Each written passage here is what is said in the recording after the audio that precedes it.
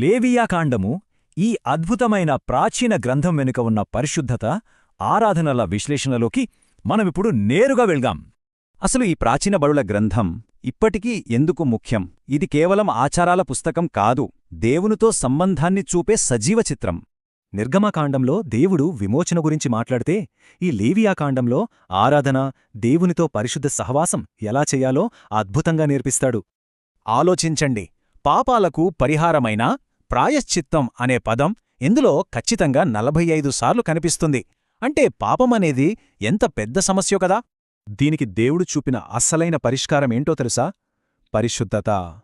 ఈ పదం ఏకంగా 87 సార్లు ప్రస్తావించబడింది. ఆశ్చర్యంగా ఉంది గదూ? మరి ఈ పవిత్రమైన సంబంధాన్ని ఎలా కాపాడుకోవాలి?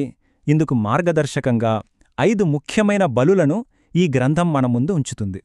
ఇందులో మొదటి అడుగు దహనబలి.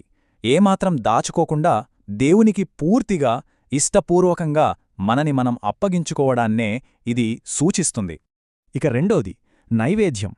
అంటే మనకి ఉన్నవాటిని, మన జీవితాన్ని ప్రతిరోజూ దేవునికి సమర్పించుకునే ఒక దైనందిన భక్తి అభ్యాసమనమాట. ఇక్కడో అద్భుతమైన ప్రతీకుంది. పాపానికి, గర్వాన్ని గుర్తుగా భావించే పులిపిండి ఇంకా తేనె వాడకం ఇందులో పూర్తిగా నిషేధం. తరువాతది సమాధాన బలి.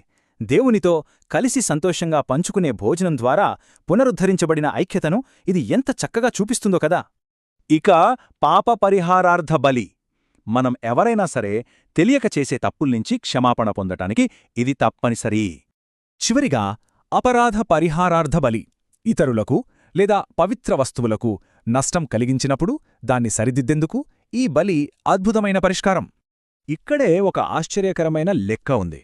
నష్టం చేసినవాళ్లు కేవలం దాన్ని భర్తీ చేయడమే కాదు, అదనంగా 20% జరిమానా కూడా కట్టాలి.